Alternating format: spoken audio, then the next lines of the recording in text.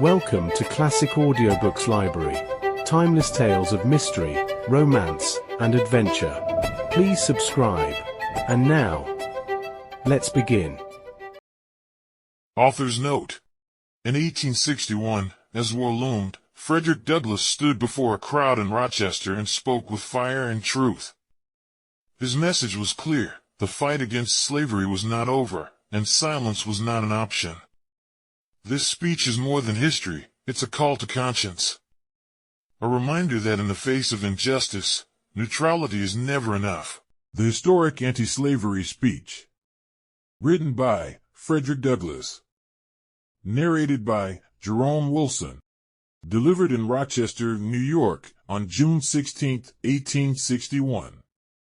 I am not surprised, my respected hearers, though I am most deeply gratified by the continued interest which you have manifested in these now somewhat protracted anti-slavery lectures.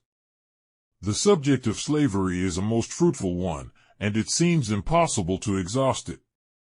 I seldom retire from this place without thinking of something left unsaid, which might have been said to profit.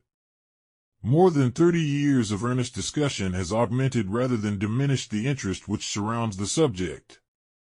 Tongues the most eloquent, and pens the most persuasive, the highest talent and genius of the country have been arduously employed in the attempt to unfold the matchless and measureless abominations comprehended in that one little word, slavery. Yet those who have succeeded best own that they have fallen far short of the terrible reality. You, yourselves, have read much, thought much, and have felt much respecting the slave system, and yet you come up here and crowd this church every Sunday to hear the subject further discussed. Vain as I may be, I have not the vanity to suppose that you come here because of any eloquence of mine, or any curiosity to hear a colored man speak, for I have been speaking among you more or less frequently nearly a score of years, and I recognize among my hearers today some of those kind friends who greeted me the first time I attempted to plead the cause of the slave in this city. No, the explanation of this continued, and I may say increasing interest, is not to be found in your humble speaker, nor can it be ascribed altogether to the temper of the times, and the mighty events now transpiring in the country. We shall find it in the deep significance, the solemn importance and unfathomable fullness of the subject itself. It sweeps the whole horizon of human rights, powers, duties, and responsibilities. The grand primal principles which form the basis of human society are here. Those who love peace more than justice, those who prefer grim and hoary oppression to agitation and liberty, condemn the discussion of slavery because it is an exciting subject. They cry, away with it, we have had enough of it, it excites the people, excites the church, excites Congress, excites the North, excites the South, and excites everybody. It is, in a word, an exciting subject. I admit it all. The subject is, indeed, an exciting one. Herein is one proof of its importance. Small pots boil quick, empty barrels make the most noise when rolled, but that which has the power to stir a nation's heart and shake the foundations of church and state is something more than empty clamor. Individual men of excitable temperament may be moved by trifles, they may give to an inch the importance of a mile, elevate a mote to the grandeur of a mountain, but the masses of men are not of this description. Only mighty forces, resting deep down among the foundations of nature and life, can lash the deep and tranquil sea of humanity into a storm, like that which the world is now witnessing. The human mind is so constructed as that, when left free from the blinding and hardening power of selfishness, it bows reverently to the mandates of truth and justice. It becomes loyal and devoted to an idea. Good men, once fully possessed of this loyalty, this devotion, have bravely sacrificed fortune, reputation, and life itself. All the progress towards perfection ever made by mankind, and all the blessings which are now enjoyed, are ascribable to some brave and good man, who, catching the illumination of a heaven-born truth, has counted it a joy, precious and unspeakable, to toil, suffer, and often to die for the glorious realization of that heaven-born truth. Hence the excitement. Cold water added to cold water makes no disturbance. Error added to error causes no jar. Selfishness and selfishness walk together in peace, because they are agreed, but when fire is brought in direct contact with water, when flaming truth grapples with some loathsome error, when the clear and sweet current of benevolence sets against the foul and bitter stream of selfishness, when mercy and humanity confront iron-hearted cruelty and ignorant brutality, there cannot fail to be agitation and excitement. Men have their choice in this world. They can be angels, or they may be demons. In the apocalyptic vision, John describes a war in heaven. You have only to strip that vision of its gorgeous oriental drapery, divest it of its shining and celestial ornaments, clothe it in the simple and familiar language of common sense, and you will have before you the eternal conflict between right and wrong, good and evil, liberty and slavery, truth and falsehood, the glorious light of love, and the appalling darkness of human selfishness and sin. The human heart is a seat of constant war. Michael and his angels are still contending against the infernal host of bad passions, and excitement will last while the fight continues, and the fight will continue till one or the other is subdued. Just what takes place in individual human hearts often takes place between nations, and between individuals of the same nation. Such is the struggle now going on in the United States. The slaveholders had rather reign in hell than serve in heaven. What a whirlwind, what a tempest of malignant passion greets us from that quarter. Behold how they storm with rage, and yet grow pale with terror. Their demonstrations of offended pride are only equaled by their consummate impudence and desperate lying. Let me read you a paragraph from a recent speech of Henry A. Wise, as a specimen of the lies with which the leaders of this slaveholding rebellion inflame the base passions of their ignorant followers. He lyingly says of the Northern people, "Your political powers and rights, which were enthroned in the Capitol when you were united with them under the old constitutional bond of the Confederacy, have been annihilated. They have undertaken to annul laws within their own limits that would render your property unsafe within those limits. They have abolitionized your border, as the disgraced Northwest will show. They have invaded your moral strongholds, and the rights of your religion, and have undertaken to teach you what should be the moral duties of men. They have invaded the sanctity of your homes and firesides, and endeavored to play master, father, and husband for you in your households. Such lies answer themselves at the North, but do their work at the South. The strong and enduring power which anti-slavery truth naturally exercises upon the minds of men, when earnestly presented, is explained, as I have already intimated, not by the cunning arts of rhetoric, for often the simplest and most broken utterances of the uneducated fugitive slave will be far more touching and powerful than the finest flights of oratory. The explanation of the power of anti-slavery is to be found in the inner and spontaneous consciousness which every man feels of the comprehensive and stupendous criminality of slavery. There are many wrongs and abuses in the world that shock and wound the sensibilities of men. They are felt to be narrow in their scope, and temporary in their duration, and to require little effort for their removal. But not so can men regard slavery. LT compels us to recognize it as an ever-active, ever-increasing, all-comprehensive crime against human nature. It is not an earthquake swallowing up a town or city, and then leaving the solid earth undisturbed for centuries. It is not a Vesuvius which, belching forth its fire and lava at intervals, causes ruin in a limited territory, but slavery is felt to be a moral volcano, a burning lake, a hell on the earth, the smoke and stench of whose torments ascend upward forever. Every breeze that sweeps over it comes to us tainted with its foul miasma, and weighed down with the sighs and groans of its victims. It is a compendium of all the wrongs which one man can inflict upon a helpless brother. It does not cut off a right hand, nor pluck out a right eye, but strikes down at a single blow the godlike form of man. It does not merely restrict the rights, or lay heavy burdens upon its victims, grievous to be borne, but makes deliberate and constant war upon human nature itself, robs the slave of personality, cuts him off from the human family, and sinks him below even the brute. It leaves nothing standing to tell the world that here was a man and a brother. In the eye of the law of slavery, the slave is only property. He cannot be a father, a husband, a brother, or a citizen in any just sense of these words. To be a father, a husband, a brother, and a citizen implies the personal possession of rights, powers, duties, and responsibilities, all of which are denied the slave.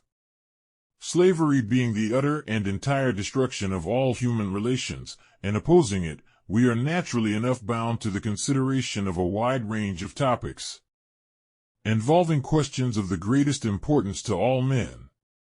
But for the universal character of the anti-slavery question, it would have been impossible to have held the public mind suspended upon this discussion during the space of 30 years. The best informed men have candidly confessed that anti-slavery meetings have been the very best schools of the nation during the last quarter of a century. The nation has been taught here, as nowhere else, law, morals, and Christianity. Untrammeled by prescription, unrestrained by popular usage, unfettered by moldy creeds. Despising all the scorn of vulgar prejudice, our anti-slavery speakers and writers have dared to call in question every doctrine and device of man, which could strengthen the hands of tyrants, and bind down the bodies and souls of men. The manhood of the slave has been the test of all our laws, customs, morals, civilization, governments, and our religions. With a single eye here, the whole anti-slavery body has been full of light. With the Golden Rule, they have measured American Christianity, and found it hollow, its votaries doing precisely unto others that which they would shoot, stab, burn, and devour others for doing unto themselves. To all who press the Bible into the service of slavery, we have said, if you would not be the slave, you cannot be the master. The fact is, slavery is at the bottom of all mischief amongst us, and will be until we shall put an end to it. We have seen 3 attempts within less than 30 years to break up the American government in this the first century of its existence, and slavery has been the moving cause in each instance. The attempt was made in 1832, again in 1850, and again in 1860. Some of us were surprised and astonished that the slaveholders should rebel against the American government, simply because they could not rule the government to the full extent of their wishes. Little cause had we for such surprise and astonishment. We ought to have known slaveholders better. What is a slaveholder but a rebel and a traitor? That is, and must be in the nature of his vocation, his true character. Treason and rebellion are the warp and woof of the relation of master and slave. A man cannot be a slaveholder without being a traitor to humanity and a rebel against the law and government of the ever-living God. He is a usurper, a spoiler. His patriotism means plunder, and his principles are those of the highway robber. Out of such miserable stuff you can make nothing but conspirators and rebels. So far as the American government is entitled to the loyal support and obedience of American citizens, so far the government is, in the main, in harmony with the highest good and the just convictions of the people.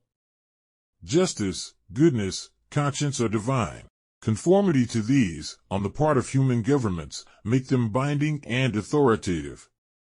These attributes, wherever exhibited, whether in the government of states, in the government of families, or wherever else exhibited, command the reverence and loyal regard of honest men and women. But slaveholders, by the very act of slaveholding, have thrown off all the trammels of conscience and right. They are open, brazen, self-declared rebels and traitors to all that makes loyalty a virtue, and fidelity a duty. The greater includes the lesser crime. In the one high-handed act of rebellion against truth, justice, and humanity, comprehended in making one man the slave of another, we have the ascertained sum of treason and rebellion which now rages and desolates the whole slaveholding territory in the United States. This is no new idea in these lectures.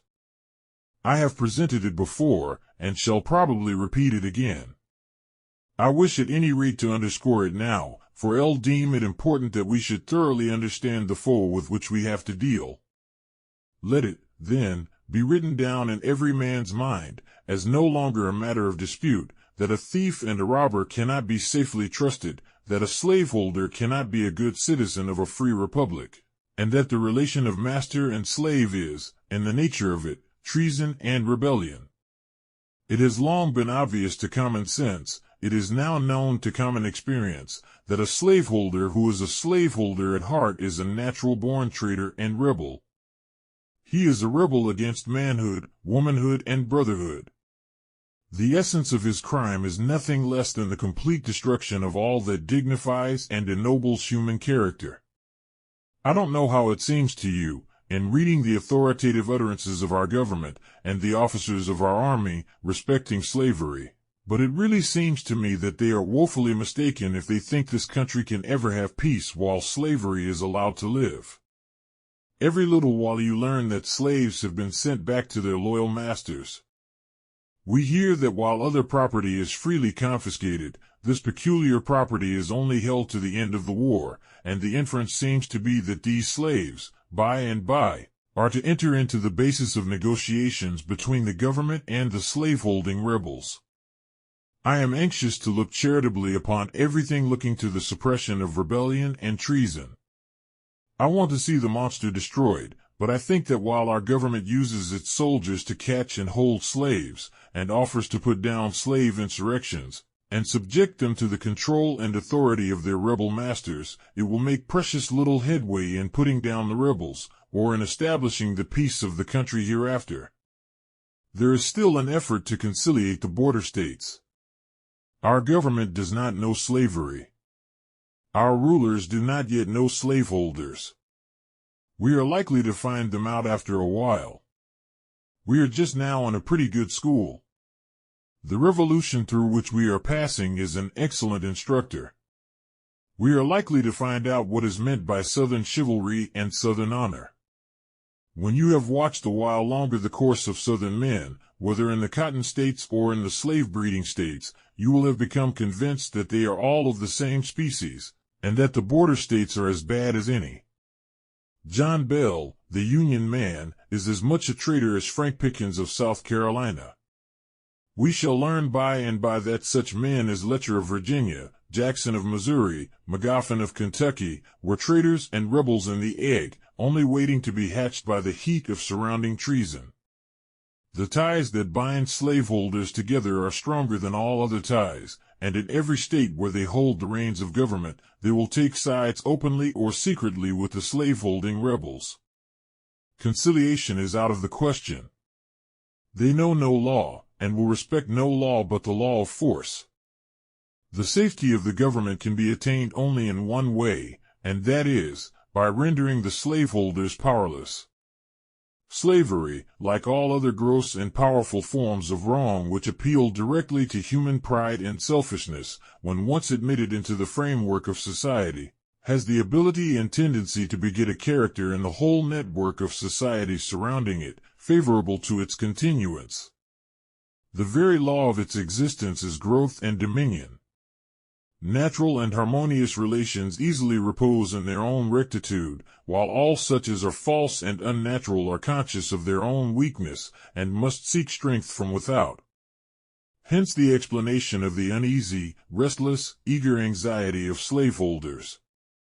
Our history shows that from the formation of this government, until the attempt now making to break it up, this class of men have been constantly pushing schemes for the safety and supremacy of the slave system. They have had marvelous success. They have completely destroyed freedom in the slave states, and were doing their best to accomplish the same in the free states. He is a very imperfect reasoner who attributes the steady rise and ascendancy of slavery to anything else than the nature of slavery itself. Truth may be careless and forgetful, but a lie cannot afford to be either. Truth may repose upon its inherent strength, but a falsehood rests for support upon external props. Slavery is the most stupendous of all lies, and depends for existence upon a favorable adjustment of all its surroundings. Freedom of speech, of the press, of education, of labor, of locomotion, and indeed all kinds of freedom, are felt to be a standing menace to slavery. Hence, the friends of slavery are bound by the necessity of their system to do just what the history of the country shows they have done, that is, to seek to subvert all liberty, and to pervert all the safeguards of human rights. They could not do otherwise. It was the controlling law of their situation. Now, if these views be sound, and are borne out by the whole history of American slavery, then for the statesmen of this hour to permit any settlement of the present war between slavery and freedom, which will leave untouched and undestroyed the relation of master and slave, would not only be a great crime, but a great mistake, the bitter fruits of which would poison the lifeblood of unborn generations. No grander opportunity was ever given to any nation to signalize either its justice and humanity, or its intelligence and statesmanship, than is now given to the loyal American people. We are brought to a point in our national career where two roads meet and diverge. It is the critical moment for us. The destiny of the mightiest republic in the modern world hangs upon the decision of that hour. If our government shall have the wisdom to see, and the nerve to act, we are safe. If it fails, we perish, and go to our own place with those nations of antiquity long blotted from the maps of the world. I have only one voice, and that is neither loud nor strong. I speak to but few, and have little influence, but whatever I am or may be, I may, at such a time as this, in the name of justice, liberty, and humanity, and in that of the permanent security and welfare of the whole nation, urge all men, and especially the government, to the abolition of slavery. Not a slave should be left a slave in the returning footprints of the American army gone to put down this slaveholding rebellion. Sound policy, not less than humanity, demands the instant liberation of every slave in the rebel states. This concludes the end of the story. Thank you for listening to Classic Audiobooks Library. To hear more free stories like this, be sure to subscribe and turn on notifications. We hope you'll join us again for more timeless stories and original works. Until next time.